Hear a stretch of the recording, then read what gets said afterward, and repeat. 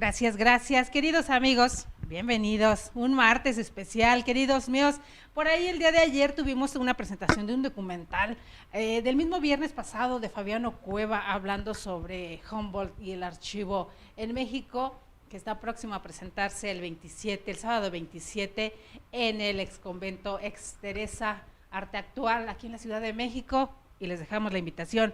Hoy estamos bien, muy contentos, un programa diferente tenemos el día de hoy, por cierto, estamos estrenando lugarcito, andamos cambiando y para que no se aburran de vernos todos los días en la misma posición, en la misma forma, hoy estamos de plácemes celebrando el Día Internacional del Libro, queridos amigos, por eso verán que estamos por aquí llenos de libros, que siempre es un gusto compartir con ustedes y hoy más que nunca celebrando también recuerdan que desde el año pasado estamos compartiendo con todos ustedes que la UNESCO declara el Día Internacional, el Año Internacional para la Defensa de las lenguas madres, las lenguas originarias en todo el mundo, el 2019. Entonces estamos celebrando doblemente, aprovechando este día para que todos los libros en lenguas originarias sean exacerbados, vamos a buscar, vamos a encontrar qué es lo que necesitamos. Con nosotros tenemos un invitado muy especial el día de hoy,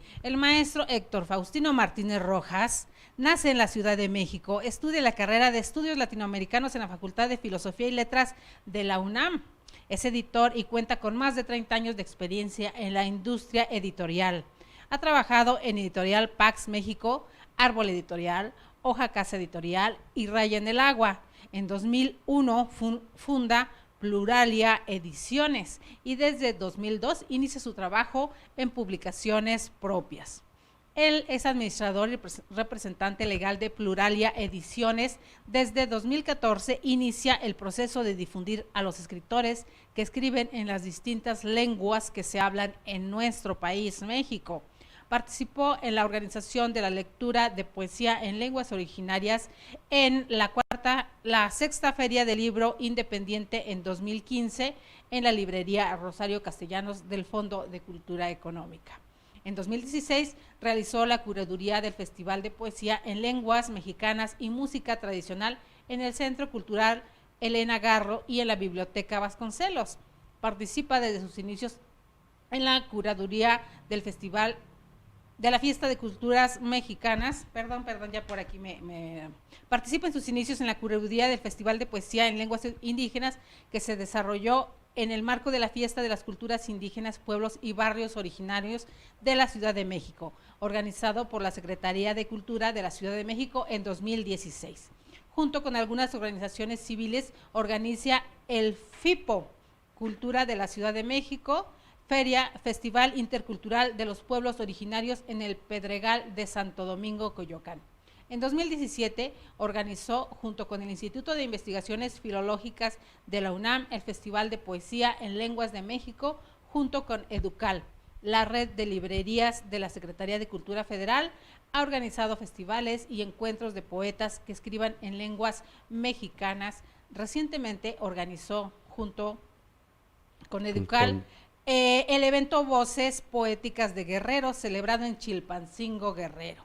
Desde finales de 2017 se une, junto con Pluralia Ediciones y Filogonio Velázquez Nashim, artista plástico de Oaxaca, y crean la organización Jamañú, espero haberlo pronunciado bien, Jamañú, con la idea de mostrar y apoyar a artistas plásticos de comunidades, así como todo el quehacer artístico de los pueblos originarios, literatura, comida, artesanías, etcétera, organizando su primer evento en Casa Comtese, Simiquien, Fiesta de Muertos, en noviembre de 2017, y en este año organiza, junto con el Colegio de México, el encuentro de poesía y oralidades en lenguas de México.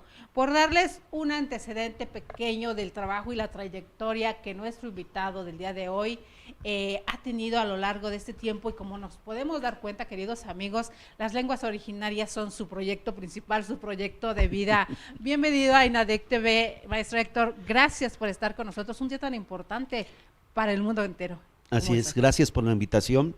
Pues sí, hace 24 años, en 1995, la UNESCO elige el 23 de abril como fecha para celebrar el Día Mundial del Libro y los Derechos de Autor. Estos tiene dos antecedentes históricos, digamos, uno que en esta misma fecha, el 23 de abril, pero de 1616, mueren tres escritores muy importantes a nivel mundial y europeo, ¿no? Miguel de Cervantes, William Shakespeare y el Inca Garcilaso de la Vega, ¿sí? Y el antecedente más cercano para esta fecha, para elegir esta fecha, fue que en 1930 en Cataluña, el 23 de abril, se elige como el Día del Libro, que coincide con la fiesta de Saint Germain, ¿sí? Que es una fiesta en donde se regala una flor, se celebra una fiesta del libro, se le regala una flor y un libro al público que va a esa feria. Y aquí en México, en esta fecha, y que se va a celebrar el fin de semana, retoman ese acto y se hace una feria que lo organiza principalmente la UNAM, que se llama la Fiesta del Libro y la Flor, que se regala una flor y se regala un libro a los participantes, al público que va a las diferentes sedes de esta feria, ¿no? Y perdón que lo interrumpa, pero es bueno saber, queridos amigos, qué antecedente tan importante, porque veíamos la fiesta del libro y la flor en la UNAM, pero no sabíamos por qué era, ¿no? Claro. No todos teníamos el conocimiento. Yo tuve la oportunidad de, hace 2 años me invitaron por ahí a presenciar algunos de los eventos y no sabemos por qué era. Qué bueno aprenderlo. Sí. Entonces es este antecedente del Día Mundial del Libro y de los Derechos de Autor, ¿no? Pero, son estos dos antecedentes. Sí, donde se da la flor en Cataluña. En Cataluña, así es. Sí. Miren qué bonito. Perdón por la interrupción, maestra, no. Ahora sí puedo. No, y bueno, y en particular este año, por ser el Día Internacional y el Año Internacional de las Lenguas Originarias, tiene un énfasis, la UNESCO ha pedido que tenga un énfasis el tema de las lenguas originarias en todo el mundo, ¿sí? Porque como sabemos, pues en todo el mundo se están perdiendo las lenguas, y perder una lengua se pierde una visión del mundo, un saber, una manera de contar y de platicar el mundo, ¿sí? Y sobre todo ancestral, que realmente se pierde toda una cultura, pudiéramos decirlo, sí, se pierde todo. Sin llegar o crean que pretendemos magnificar, no, se pierde una cultura completa y se pierde una lengua en el mundo. Así es, y específicamente en México no hay que olvidar que somos un país multilingüe, multicultural. Se hablan 68 lenguas, más el español son 69 lenguas que se hablan en México, más sus variantes de esas 68 que dan una magnitud de 364 maneras de ver el mundo, de platicarlo, de contarlo. Solamente en nuestro país. Exactamente, en nuestro país. Entonces sí es importante tener claro eso. Y bueno, y gracias al Año Internacional de las Lenguas Originarias, pues es un buen momento para acercarse a la escritura que se ha hecho, a los libros, y hacer una lectura en las diferentes lenguas que se han escrito, ¿sí? Aunque la oralidad ahí es muy complicada, maestro, entonces, ¿qué podemos hacer? Acercarnos a quienes para entender, o sea, ver y poder entender cómo se pronuncia esas tonalidades tan especiales que llevan esta forma de pronunciación, claro, que es muy, muy, muy complicada para nosotros, los que no sabemos ninguna lengua originaria. Ya, en particular nosotros como Plural Ediciones hacemos publicaciones, tenemos 2 colecciones, uno que es de poesía, que se llama Voces Nuevas de Raíz Antigua, que son libros que son bilingües, que son escritos en diferentes lenguas, y que cada uno de esos libros viene acompañado por un audio en donde el lector puede seguir la lectura en las 2 lenguas, precisamente para reconocer y conocer ese sonido de la lengua. Así es. ¿Por qué? Porque vamos en la calle y sin saber lenguas extranjeras podemos decir, ese está hablando inglés o está hablando chino o alemán, ¿no? Nos atrevemos a decir, ¿sí? Pero cuando escuchamos las lenguas que se hablan aquí en este país, desconocemos, ¿no? O todo es náhuatl o todo es maya, ¿no? Entonces no sabemos identificar ese sonido de las lenguas que se hablan, ¿no? Y también porque, pues, hay que decirlo, hay un enorme racismo en México, ¿sí? Y eso hace delimitar o no hacer caso a esas otras lenguas que se hablan aquí en México, ¿no? El racismo aunado al clasismo, ¿no? Así es. ¿Somos más racistas o somos más clasistas? Ha habido esa disyuntiva y esa pregunta más ahora en las redes sociales, maestro. ¿Cómo lo siente usted?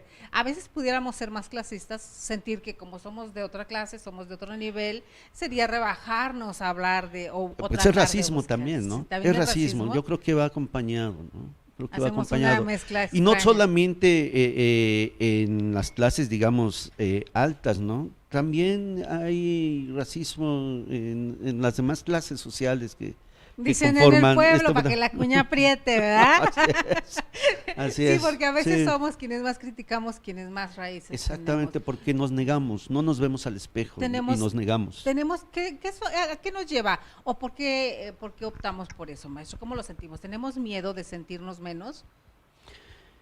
¿O de sentirnos Pues segregados?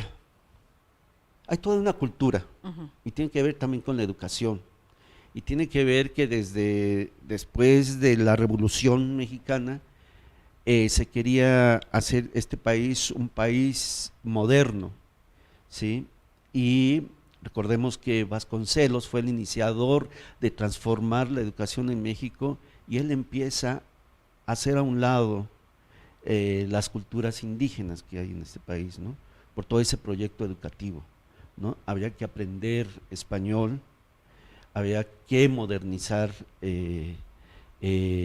las comunidades, y eso a lo largo de todos estos años ha permeado, ¿no? Ha seguido. En los últimos años se ha hecho, ha surgido, y hay que decirlo también, después del levantamiento zapatista, ha resurgido el tema de los pueblos originarios y se ha visibilizado la lucha de cada una de las comunidades, ¿no? Ahora podemos decir que están mucho más visibles y la educación está tratando de incluir todas esas lenguas, ¿no? Entonces, pero sí habiendo elementos que evitan que, que se sigan hablando las lenguas, ¿sí? Uno de los elementos de la reforma educativa es que se hable inglés y no que se enseñe una lengua que se habla en México, ¿no? Y, eh, y bueno, eso sí permea mucho. Las políticas públicas se siente que han sido enfocadas hacia ese lado, la balanza se ha ido hacia ese lado, donde llegó un momento, estamos hablando de la época de los 70s, 80s, donde llega un momento que incluso pareciera que era crear una pena, o la misma familia empezar a decir, no hables de tal o cual forma en frente de las demás personas, o en la ciudad, o a donde vamos, que no sepan que hables porque te van a decir indio. Eso también viene inoculado desde la política pública. Así es. Yo recuerdo, digamos, mis raíces. Mi madre es náhuatl de la zona de Puebla, de una ranchería que está camino hacia Huautla, que es una zona mazateca, y cuando llega a la ciudad muy pequeña, para buscar trabajo, que no había en la ranchería, deja de hablar esa lengua, porque además le dicen, cuando llega a la ciudad, no hables tu lengua porque si no, no vas a conseguir trabajo y te van a hacer a un lado, ¿no? Y mi padre, que es de la zona mixteca, también de Puebla, que él, de plano decidió olvidar, sus raíces, ¿no? Por la pobreza, y al llegar aquí a la ciudad igual, joven, muy joven, decide olvidar y empieza a hablar solamente el español, ¿sí? Eso así fue durante muchos años y platicando con amigos, cercanos, fue así. Hasta hace poco, vuelvo a insistir, después del 94, las nuevas generaciones, y ahora lo estamos mirando, están tratando de corregir o de visibilizar sus lenguas, ¿no? Ahorita, por ejemplo, estoy trabajando con una comunidad residente en la Ciudad de México de mazatecos, de jóvenes mazatecos, que son pedagogos, son economistas o son están en el área científica, muy jóvenes que hablan su lengua y que están tratando de visibilizarla, de que su comunidad que está sentada acá no la pierda, y tienen un programa por internet donde dan noticias muy importantes en su lengua, solamente en su lengua. ¿El mazateco? El mazateco, ¿sí? Entonces, eso a mí me inspira y me reconforta, y sé que hay muchos jóvenes que están haciendo ese trabajo, ¿no? Por ejemplo, también en el área de la música, hay muchos raperos ahora en este momento que hablan, hacen sus letras, hacen su música a partir de sus raíces y a partir de su lengua, ¿no? Este festival que se lleva a cabo en la UNAM año con año, que si no mal recuerdo ya debe ir como en la octava debe edición, ser la octava, la décima, creo que casi ya 10 años. Ya van sí. para la décima, ¿no? La Así edición, es. donde precisamente jóvenes de distintas partes del país, para quien no lo sepa, hay que buscarle, queridos míos, porque es una visión diferente. Son jóvenes cantando en ska, reggae, en diferentes, en rapeando, en hip hop, diferentes modalidades, pero en cada uno su lengua. Y recuerdo porque hace 3 años me tocó estar en el festival, por ahí estaba Mardonio Carballo, que era quien dirigía, y que agradecemos infinitamente también esta labor, y ganan unos chicos de Michoacán cantando en purépecha. Exacto. Entonces, somos un crisol tan grandísimo en nuestro país, y como bien lo decía, maestro, ahora los jóvenes están resurgiendo, recobrando esos orígenes, enorgulleciéndose de ellos y tratando de que sus papás, sus abuelos recobren ese orgullo de esa originalidad que tienen, y que es un tesoro, pero no lo habían visto o no los dejaron percibirlo de esta manera, ¿no? No los dejaron, ¿no? No los dejaron, ¿sí? Siempre hablamos, y también es un lenguaje racista decir, pobres los indios, pobres los indígenas, ¿sí? Vamos a rescatarlos, no, de ninguna manera. Ellos han estado, después de 500 años, ellos siguen. Lo interesante y lo importante es que su cultura y su lengua la han defendido a más de 500 años de lucha y de batalla, que, queridos amigos, y no acabó ni en la independencia, y no acabó ni en la revolución, y no acabó, siguen ellos en una lucha. Y ayer precisamente se conmemoró la llegada de Hernán Cortés a la, ¿sí? Que por acá un amigo mío que está por allá en Cozumel me mencionaba en algún momento que hay un lugar en específico, hay un lugar especial donde llegan allá a Cozumel. Todo el mundo se pelea ahora a dónde llegaron primero. Yo no entiendo cuál es esta razón, pero esta pelea, ¿no? Porque de repente también luego amigos de Tlaxcala dicen, no, es que acá inició, por eso es la cuna de México, y me dan, cada uno me da su visión al respecto. ¿Por qué sucede esto, maestro? Pues es bueno, realmente tampoco yo lo he entendido por qué. ¿Por qué sucede? ¿Por qué sucede, ¿no? ¿Tenemos esa necesidad? ¿Por qué? También como seres humanos creo que sí, ¿quiénes son más importantes, no? Y bueno, históricamente el imperio mexica, que era náhuatl, pues era un imperio que dominaba casi toda la gran parte de los territorios que había en ese momento. ¿Sí? Que nos decían algunos que incluso llevaba parte de la Amazonia, ¿no? O ya era exagerado, porque hay historiadores de todo tipo sobre esta forma de gobernanza que había en ese tiempo, ¿verdad? Sí. Entonces, a partir de eso, yo creo que después de la conquista, diferentes pueblos, ¿sí?, empezaron a revalorizarse, ¿no? Porque vuelvo a insistir, el imperio mexica era un imperio muy poderoso y que los tenía dominados a gran parte de las comunidades que existían, ¿no? No hay que olvidar eso también, ¿no? Claro. Porque sí es importante, ¿no? Hagamos y es un la elemento equiparación importante con los romanos. Exacto. de alguna forma. Digo, perdón, luego hago mis barbarismos por aquí, queridos amigos, pero eso es de esta forma, ¿no? O los ingleses, que no importando el continente, ellos Sí, seguían dominando sí, sí. porque yo llegué y llegué aquí a esta tierra, aun cuando hubiera nativos del lugar, pues eso no importaba para ellos. Digo, Claro. tenemos el antecedente español, pero ¿qué le vamos Así a es. hacer? ¿No?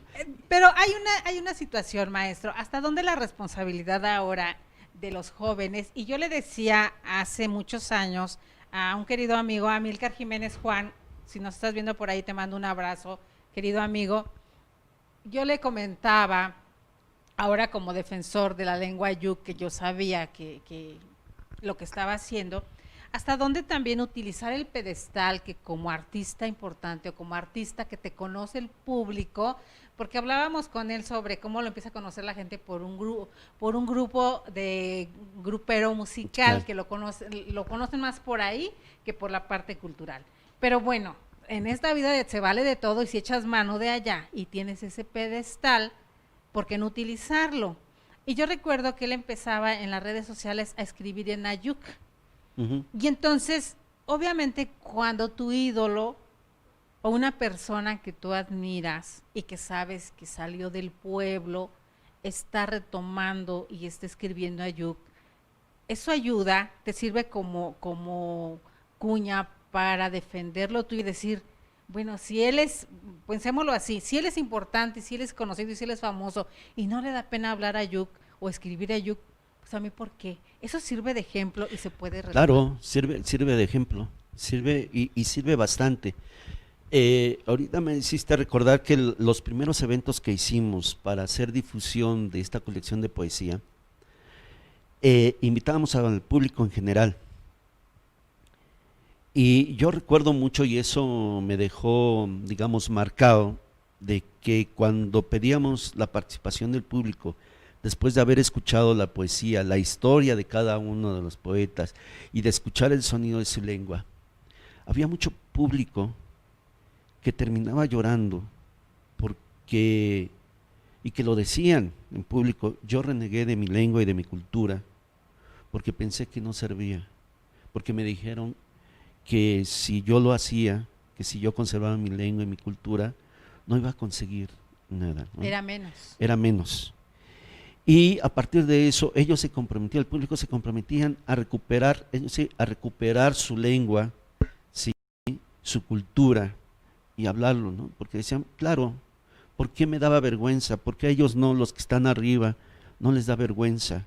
Y escucharlos, dice, me trae a la memoria mis recuerdos cuando estaba en mi pueblo, ¿sí? Lo que hacíamos, eso.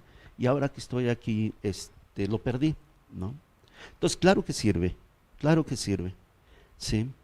A la importancia, yo recuerdo, yo soy de Querétaro, ya lo he mencionado muchas veces, amigos queridos, en mi pueblo, en Querétaro, la lengua ñañú o otomí Así es la que rige. Hay diferentes. Sí, hay diferentes muchas variantes. variantes del Ajá. ñañú, la forma como se habla. Y hace poco le mando un saludo a mi querida hermana Idalia Linares, por ahí, que ella es parte fundamental e importante por allá en el INEA, en mi estado, Querétaro. Entablábamos una conversación hablando sobre lenguas originarias y me impactó conocer que un holandés es quien llega a Querétaro y ayuda, y están rescatando y están haciendo una labor impresionante que ojalá quien tenga el poder allá en Querétaro lo sacaran fuera de, porque pareciera que cada estado tiene una muralla invisible, maestro, y pareciera que lo que hacen dentro no se conoce en el estado que sigue. Entonces, ¿cuánta falta hace? Pareciera, ¿no? Ajá. Yo he trabajado igual allá en Hidalgo, Ajá. con la normal de allá, y pareciera que se cierran, ¿no? Y no, realmente están haciendo un trabajo. Lo que pasa es que también las circunstancias, o también la falta de difusión. Sí, la difusión, y también a veces el propio gobierno, el propio la política pública. Sí, la política pública hace que no se visibilice esto, ¿no? Hace poco estuvimos en una feria en Xochocotla, Cuernavaca, en Morelos, perdón, sí, y allá se habla náhuatl. y llegaron hablantes de… el primer día, el diálogo, las conferencias fueron en español. Al día siguiente llegó una comunidad de Veracruz a presentar un material y se decidió que todo ese día se iba a hablar en náhuatl.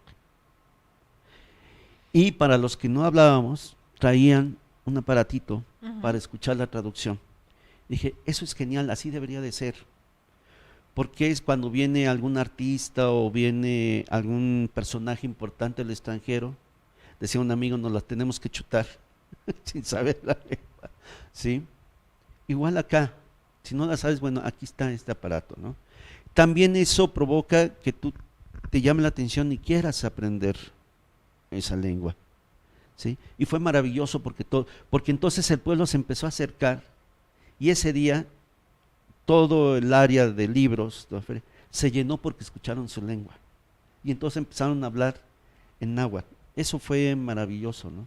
Claro, si les das el elemento, ¿no? La herramienta, pues claro, sí, dejan y se acercan, ¿no? Esta herramienta tan valiosa que Pluralia Ediciones descubre, cuéntenos un poco cómo decide, cómo le nace esa idea de Pluralia y dedicarse, pues no exclusivamente, pues en gran porcentaje a producir, a crear y a llegar a las lenguas originarias para compartir estas ediciones maravillosas que tienen ustedes, que también es una labor titánica y costosa, porque por lo mismo no es tan fácil de comprar, no es tan fácil de vender, no es tan fácil de producir. ¿Cómo le hace, maestro? Bueno, este año la editorial cumple 16 años, ¿sí? Y esta editorial se formó junto con Álvaro Figueroa, que es el creativo, es el que le da la imagen a la editorial. Y una mujer muy importante para nosotros, que es Elisa Ramírez, que es una mujer que ha trabajado más de 40 años en comunidades, haciendo recopilación. Elisa Ramírez. Haciendo recopilación de la tradición oral, ¿sí? De la oralidad, haciendo talleres, platicando con los ancianos de las comunidades, haciendo talleres con los niños, ¿sí? Y empezamos haciendo libros infantiles bilingües para el programa de bibliotecas escolares de la SEP. Fuimos los primeros como editorial privada en presentar esos materiales a la SEP, ¿sí? Libros infantiles a partir de historias de la tradición, ¿no? Pequeñas historias escritas en una lengua originaria y en español, ilustrados, ¿sí? Para el público infantil. Y en 1994 pudimos bajar un recurso para sacar la colección de voces nuevas de raíz antigua, poesía, y sacar un gran libro dividido en 4 volúmenes, que es la tradición oral indígena mexicana, que es, podríamos decir que es una antología de todo ese trabajo de Elisa Ramírez, ¿no? Habría que presentar qué se estaba haciendo actualmente o qué se está haciendo actualmente en lenguas, qué se escribe, y presentar esa tradición oral, ¿no? Que es la fuente de los escritores actuales que escriben en lenguas, ¿no?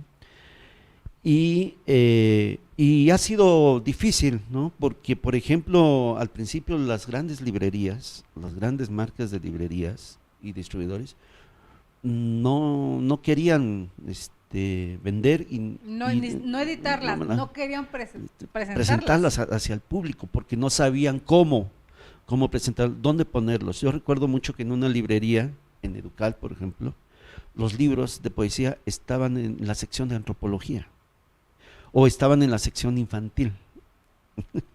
Entonces, sí fue difícil y hubo una cadena de librerías muy importante, la más importante de México, que me regresó el 90% del material sin tocar, o sea, sí, me lo regresó. Entonces lo que decidimos fue abrir otras maneras de ofrecer, ¿no? Entonces ofrecemos nuestros libros en las redes sociales, participamos en las diferentes ferias temáticas o en las ferias más importantes que se realizan en la Ciudad de México y en el área conurbana y algunos estados cercanos. Y empezamos a hacer eventos de poesía, ¿sí? Invitando a escritores, ¿sí? E ir a donde nos invitaran, ¿no? Y llevar nuestros materiales. Así fue como Pluralia tiene ahorita una posición.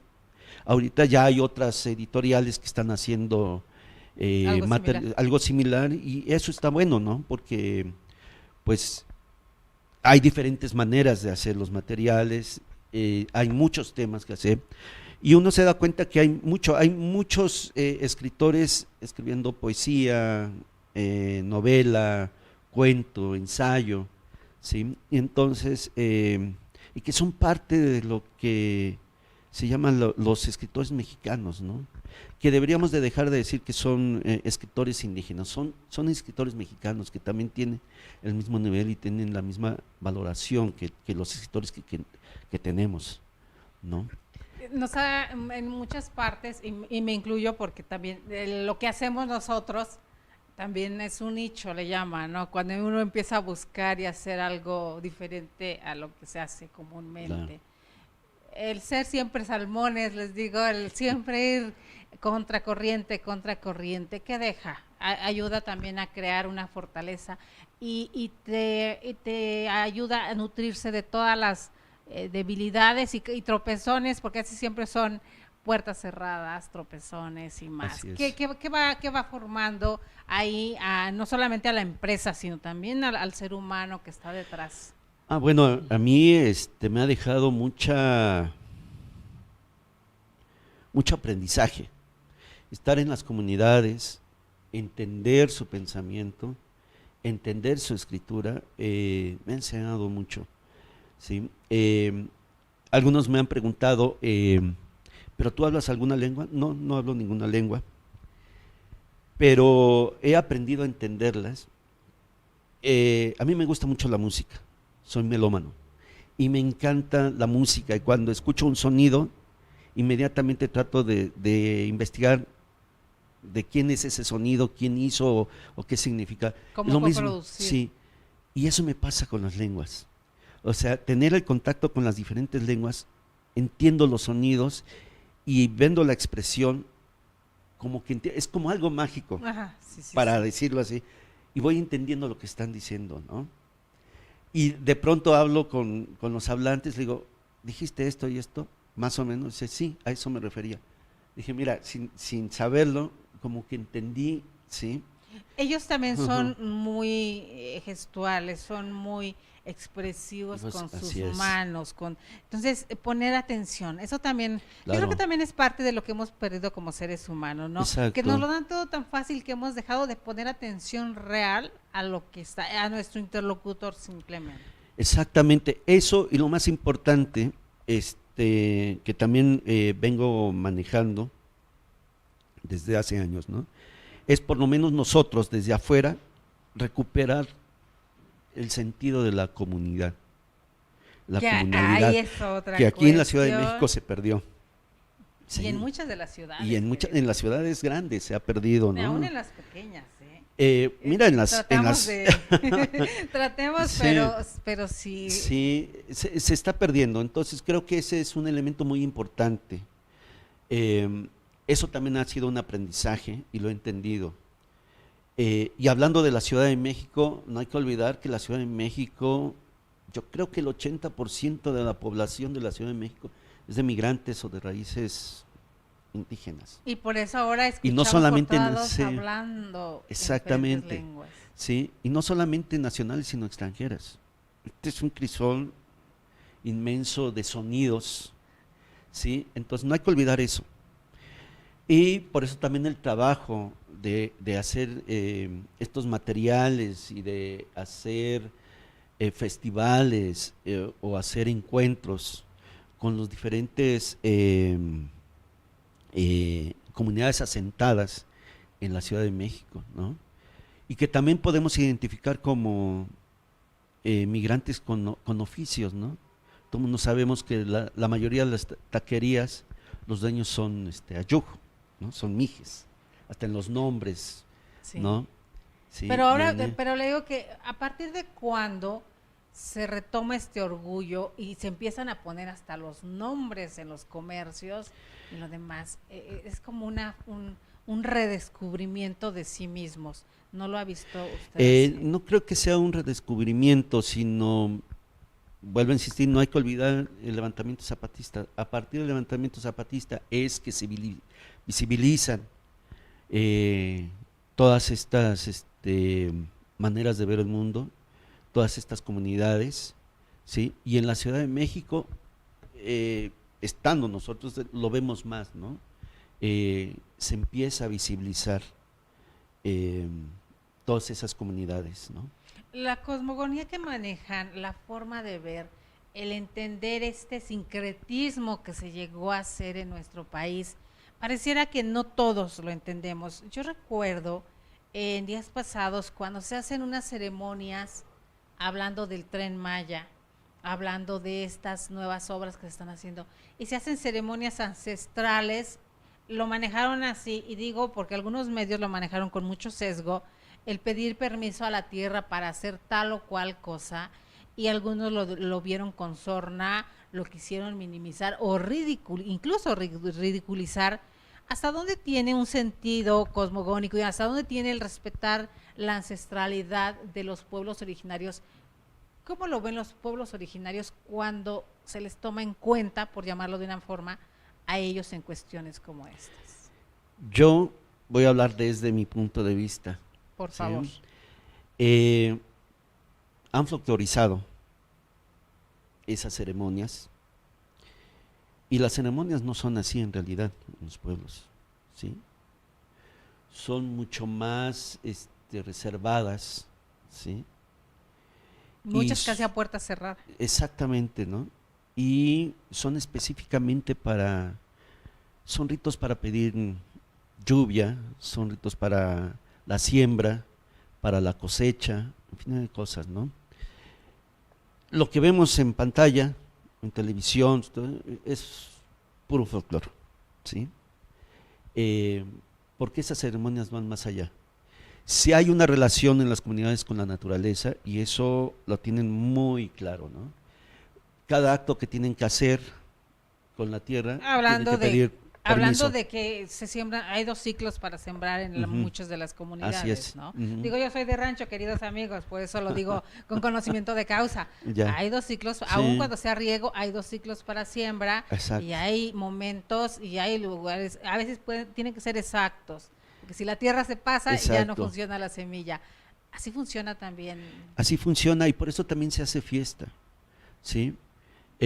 Por eso vemos que muchos pueblos hacen fiesta, hay comida, porque es una manera de agradecerle a la naturaleza, ¿sí?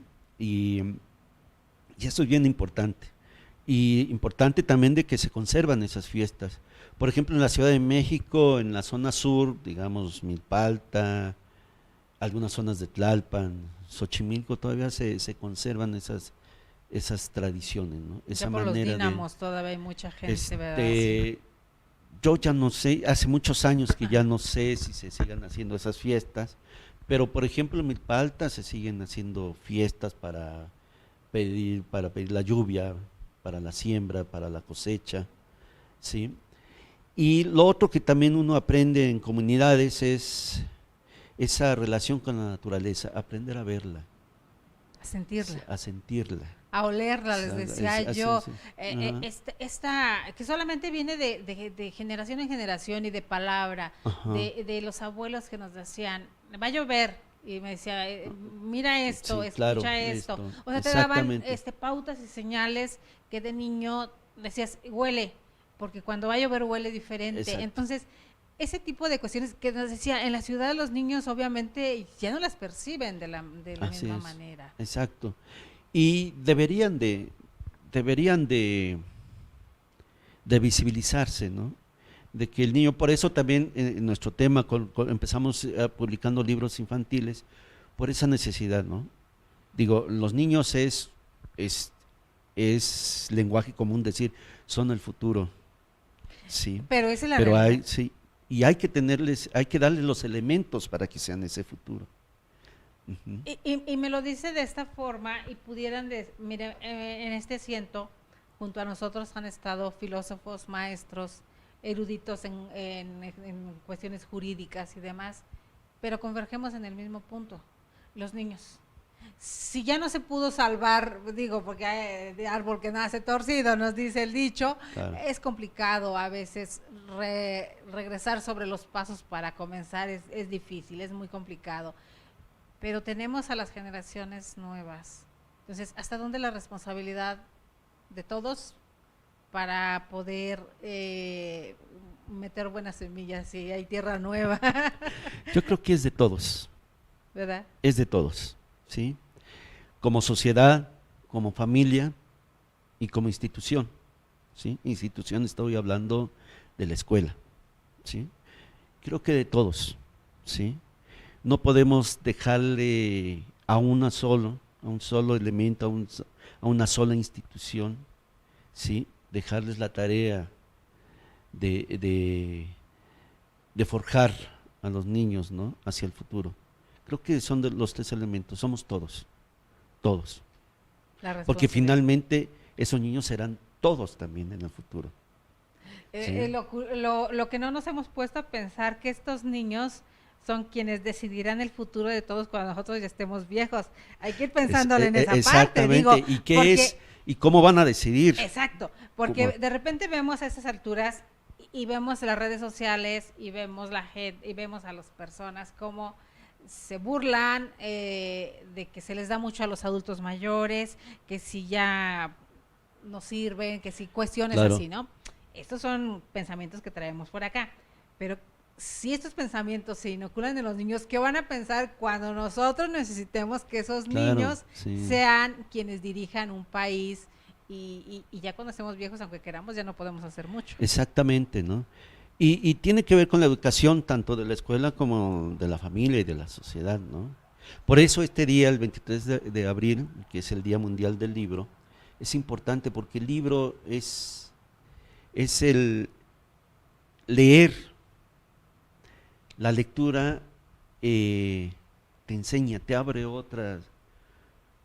otras maneras de ver el mundo y de entenderlo, ¿no? Y de cuestionarlo también. Sobre todo. Sí, así es. A veces Y más en el cuestionamiento como que sale un poquito más, ¿no, maestro? así es, ¿no? Sí, siempre cuestionar te genera otra manera de ver el mundo, de resolverlo, ¿sí? Y de entenderlo, ¿sí? Tratar de entenderlo. Así. Maestro, en Pluralia, lleva alguna estadística, más o menos, cuántas lenguas han interactuado ustedes con Ahorita ellas? creo que hemos publicado alrededor, en poesía hemos publicado alrededor de 8 lenguas y para el público infantil yo creo que llevamos como 10, 15 lenguas y tenemos una cantidad de materiales listos para ser producidos, ¿no? Pero sí, necesitamos apoyo aquí entra el otro elemento que quería hablar, el apoyo del Estado, ¿no?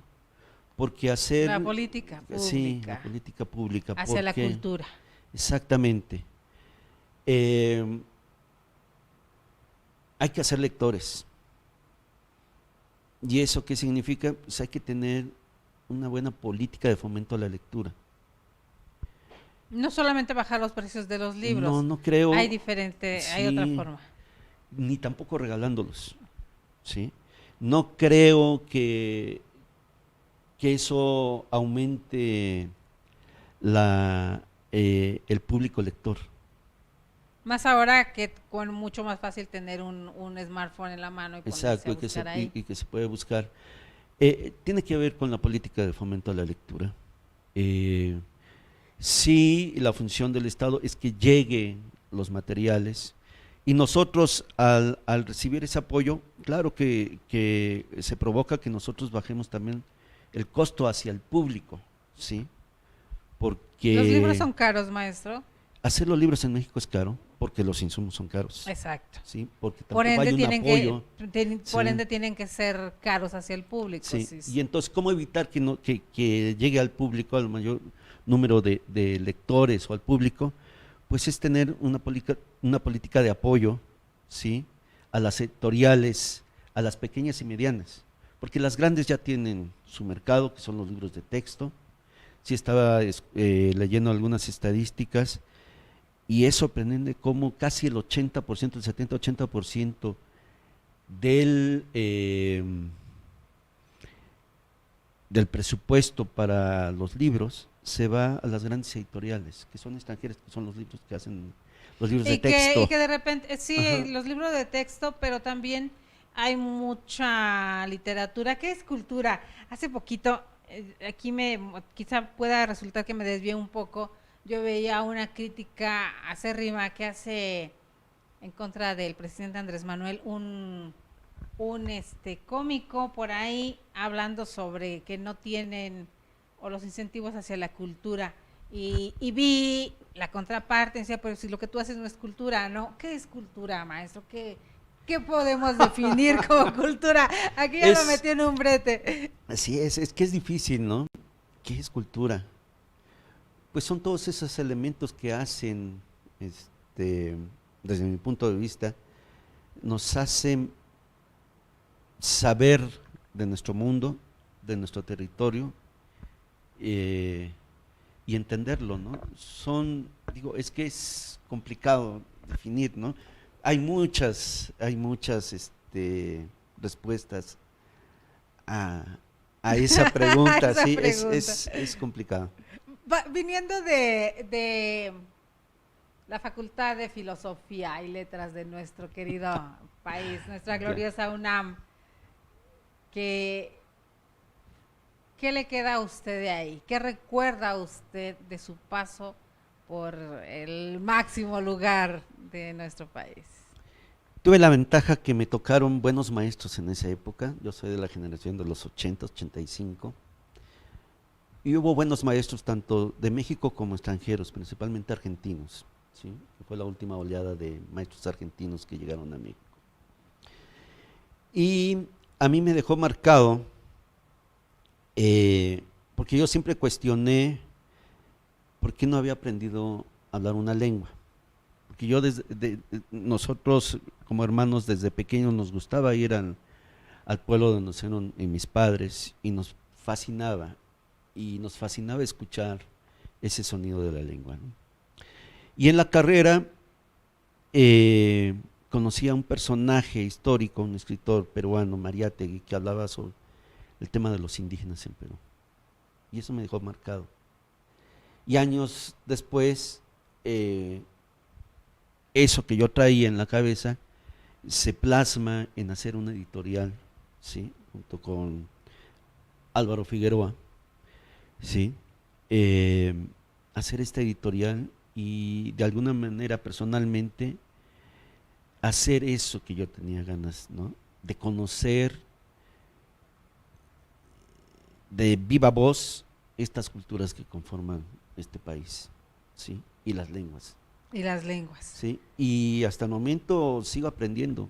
Cada vez que estoy en comunidades, o estar con algunos escritores, es un aprendizaje. Hace poco estuve en la montaña de Guerrero presentando un libro que se publicó en Guadalajara, la Universidad de Guadalajara, que publicó de un poeta que se llama Uber Matigua, que nosotros lo publicamos, tenemos 2 libros de él, que es Tierra Mojada,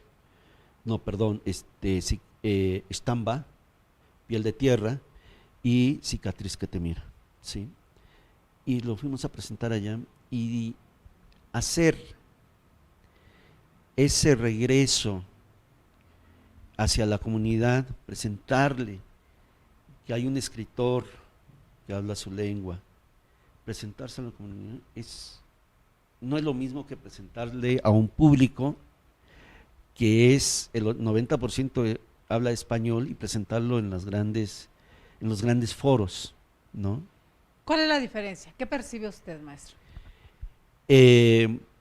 primero, ese como ofrenda de regresar a la Ajá. comunidad esos materiales, Sí, claro. ¿sí? Y que el pueblo se sienta orgulloso de tener a Usted lo puede palpar. sí, a un personaje que fue a estudiar a la ciudad, que conservó su lengua y que regresó a la comunidad y que les va a entregar y que les entrega un material publicado, para ellos es importante, porque son comunidades que hablan la lengua pero no la saben escribir.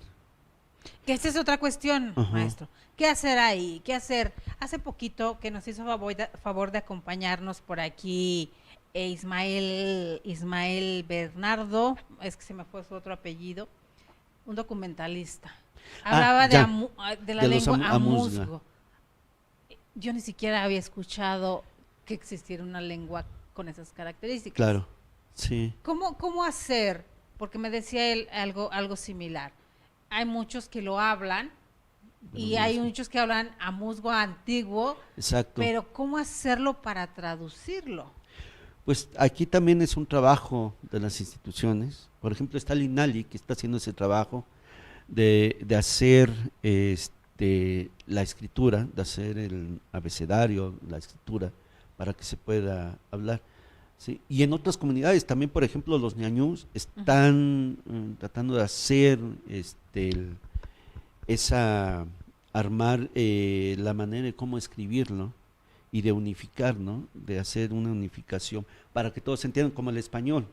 Hay muchas variantes. Pero nos enfrentamos a esa complicación.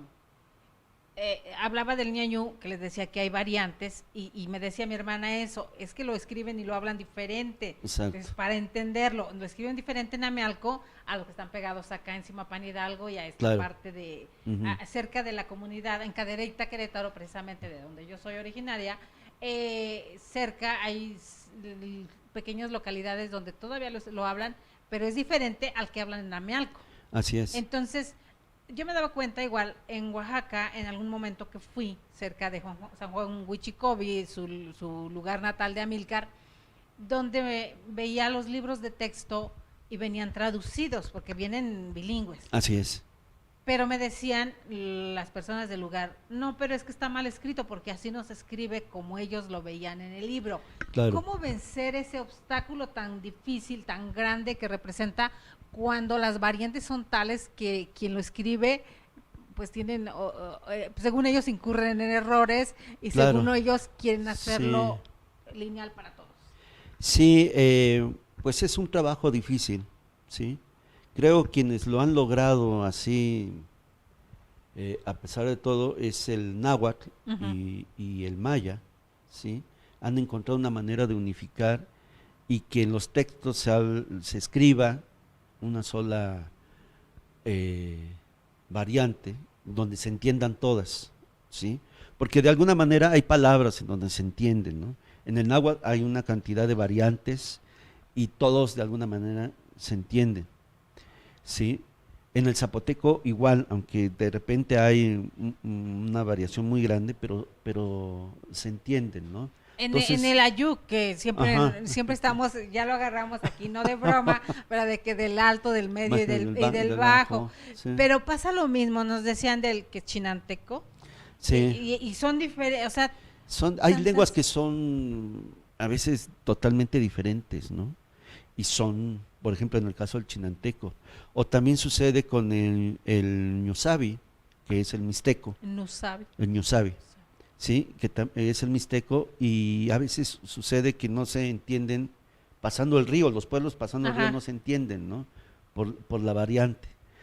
Entonces, es un trabajo que está haciendo el INALI, que debería de estar haciendo el INALI, y creo que lo está haciendo, ¿no? Tratar de hacer un solo alfabeto para que se entienda, ¿no? Una sola escritura para que se entienda.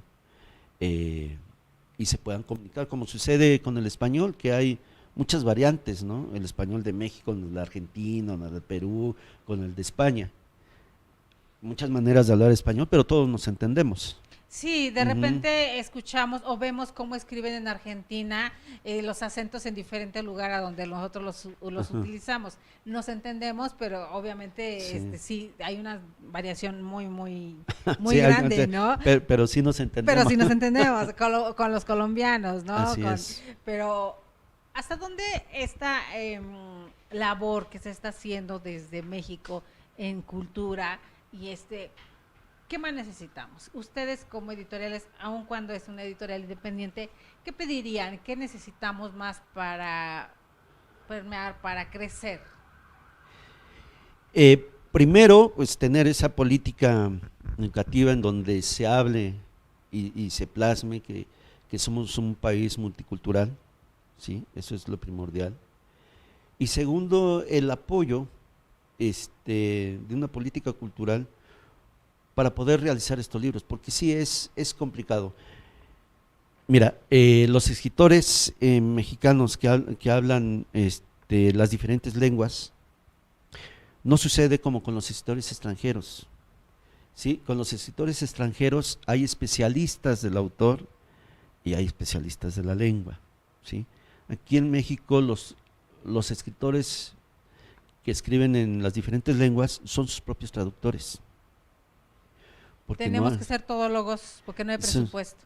porque no hay presupuesto y porque no hay especialistas, no hay una política educativa en donde se hable la lengua y los lingüistas son los que revisan los materiales, ¿no?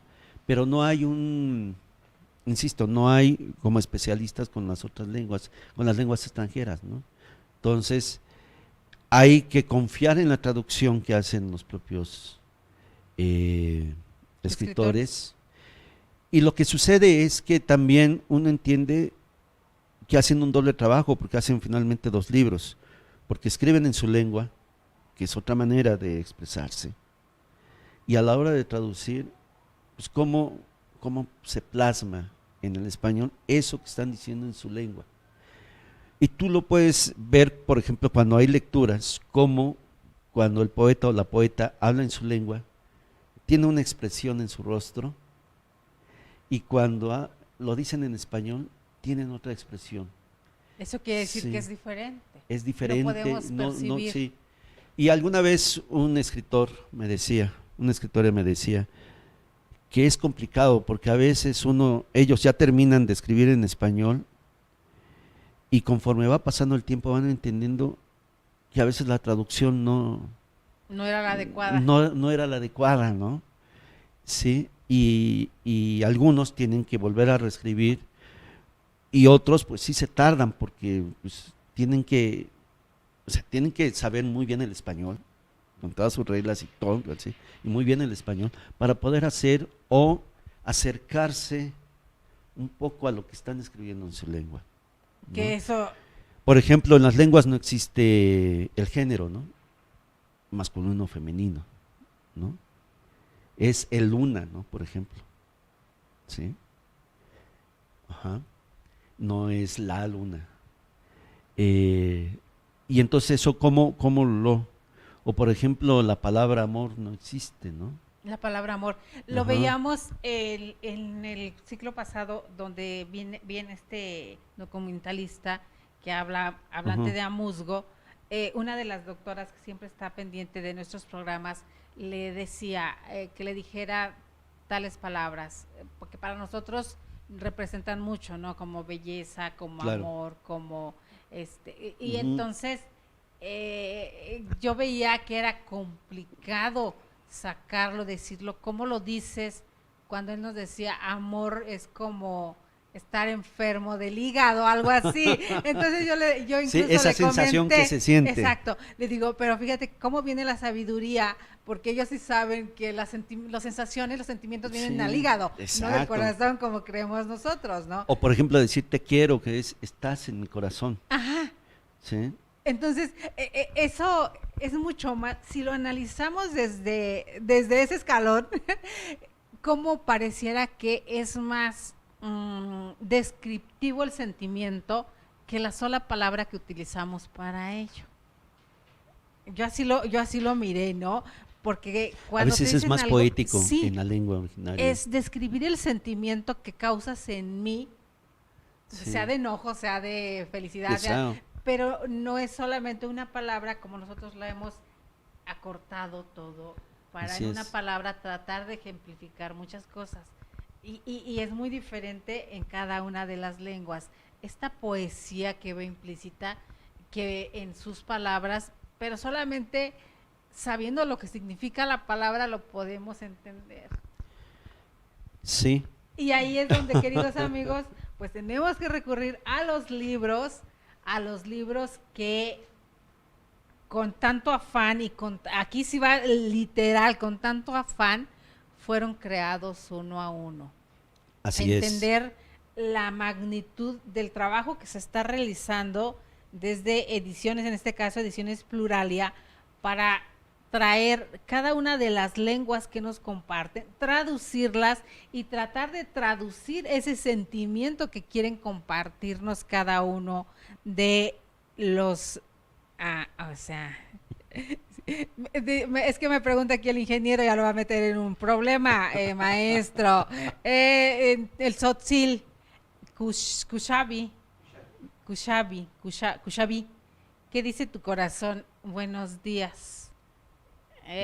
El ingeniero anduvo por allá hablando, ahorita que hablaba del Ajá, levantamiento de los zapatistas, nuestro ingeniero fue de los que anduvo por allá en ya. esos lares. Y entonces, Kushabi, Kushabi. Xavi, ¿Qué significa Kushabi? ¿Qué dice tu corazón?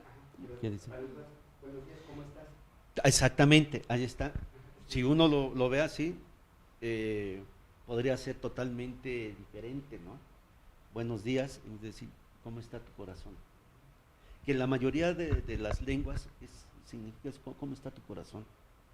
¿Sí? Como aquello de bendiciones que nos dicen qué significa y todo esto. Ajá. ¿Hasta dónde también ayuda ahora las redes sociales, maestro? Que de repente vemos en estos pequeños memes que ya se diversificaron, donde palabras como esta que nos comparte el ingeniero de Kushabi, te puede decir, es un saludo, pero de acercarme a tu corazón y saber Claro, realmente cómo te estás sintiendo hoy, ¿no? En vez del exacto. buenos días normal, que ya lo Que es utilizamos muy así, buenos genérico. días, genérico, ¿no? Ya, Puede significar cualquier. o ya lo decimos sin pensar el real Sí, significado, ¿no? y decir cómo está tu corazón, en verdad estás preguntando, o sea, ¿Cómo te quieres estás saber cómo sintiendo estás, hoy? sí, cómo estás. Esa es una de las grandes ventajas, queridos amigos, y por eso les decía, acercarnos a la lectura, hoy el Día Internacional del Libro, pero acercarnos a la lectura de lenguas originarias y lenguas madres, quizás sería ese plus que le podemos dar y que en todas las librerías podemos encontrar esta sección donde hay libros bilingües Así es, hablando de lenguas originarias de nuestro país. exactamente. Y bueno, retomo tus palabras, sí es muy importante que en este Día Mundial del Libro se acerquen principalmente a los libros que están escritos en lenguas originarias, le echen un ojo, sepan quiénes son los escritores, quiénes están escribiendo, ¿sí? Y también qué editoriales están haciendo, como Exacto. insisto, no somos los únicos que estamos haciendo materiales, hay otras editoriales que están haciendo libros eh, para niños, trilingües, en la lengua originaria, en español y en inglés, ¿sí? Ahorita, por cierto, en la Normal del Valle del Mezquital tienen un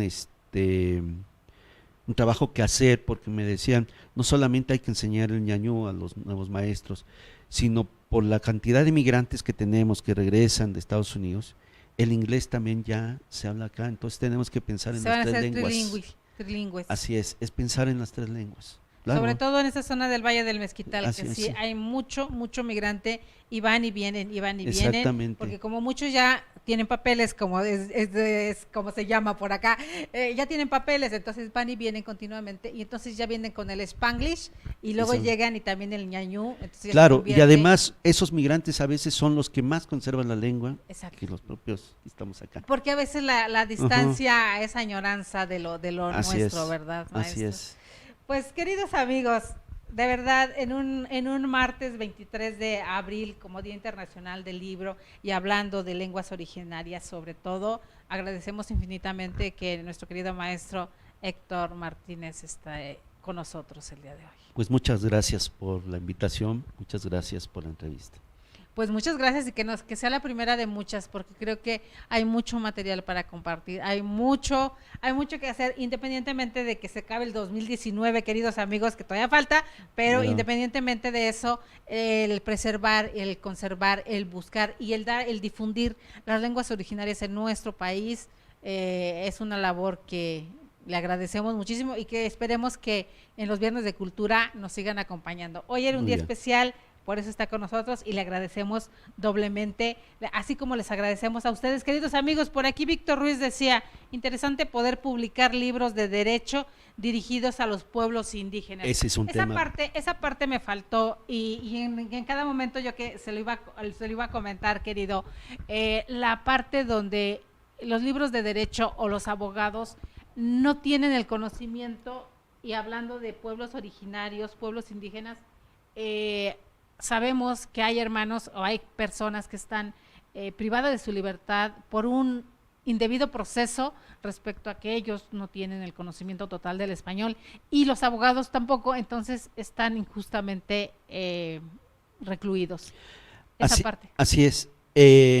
Está viendo, hay una organización Notigli que está formando y que tiene, sus integrantes son hablantes de las diferentes lenguas y que son apoyo a esas personas que por algunas circunstancias son detenidas y que no hablan el español, por lo menos aquí en la Ciudad de México, y son un apoyo para enfrentar la como traductores, ¿no? Como traductores, sí, hablando jurídicamente. Así es, pero creo que es un trabajo, platicando con algunos traductores que apoyan a estas personas, hace falta mucho, porque además pues, hay que especializarse, son hablantes y tienen que saber por lo menos los elementos más importantes jurídicas. Sí, ya son sí, y eso, ahí por ejemplo, hay una tarea pendiente por parte de las instituciones o para dar talleres o para dar cursos. Aquí también es el interés del abogado,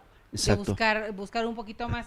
Hace poco, en una entrevista con nuestro querido maestro Feliciano Carrasco Regalado, nos decía, estaba en una transmisión vía Skype, hablando con un abogado porque un paisano estaba recluido en Estados Unidos y no le entendían qué quería decir. Entonces el maestro Feliciano Carrasco hace la traducción para ayudar o coayudar en esa situación. Pero así como lo dice, el lenguaje jurídico es técnico, es complicado, aún el inglés tiene que ser técnico y jurídico para poder entenderlo. Y yo creo que debería de haber también dentro de la academia, dentro de las escuelas, abogados que aprendan a hablar alguna lengua. Debería, yo creo que esa parte, no sé, vamos a preguntarle a los eruditos de acá, de nuestra máxima casa de estudios en la UNAM, si en la Facultad de Derecho hay algo encaminado hacia ese lado, porque sabemos que sí hay derecho indígena que están enfocándose hacia allá, pero necesitamos saber si también hay los traductores necesarios o se enseña en esa parte, donde también sería bueno saber cuántos estudiantes de pueblos originarios con lenguas quisieran ingresar a la Facultad de Derecho para poder, ya teniendo el idioma como tal o los dos idiomas ingresan a estudiar leyes, sería mucho más fácil.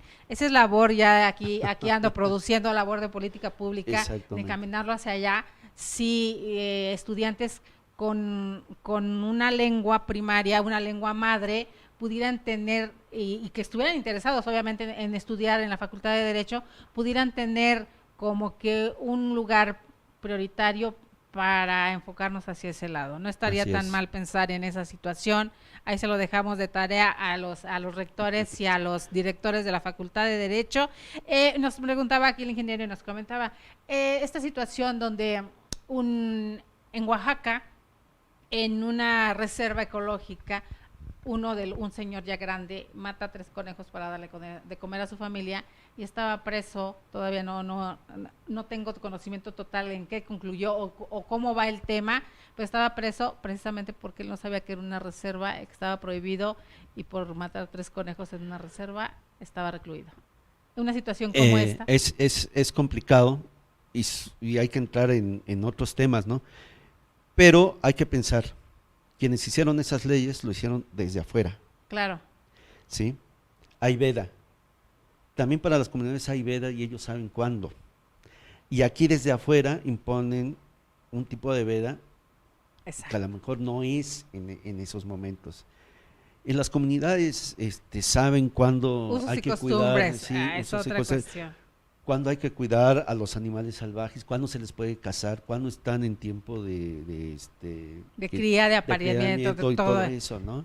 Entonces, eso ahí esa es la falta de sí, de comunicación, que a veces se hacen leyes sin consultar a las comunidades, ¿no? Y se los digo porque Ajá. aquí en Querétaro, precisamente, la reserva más grande que tenemos ahora en Latinoamérica de la biosfera, pero también está esta situación.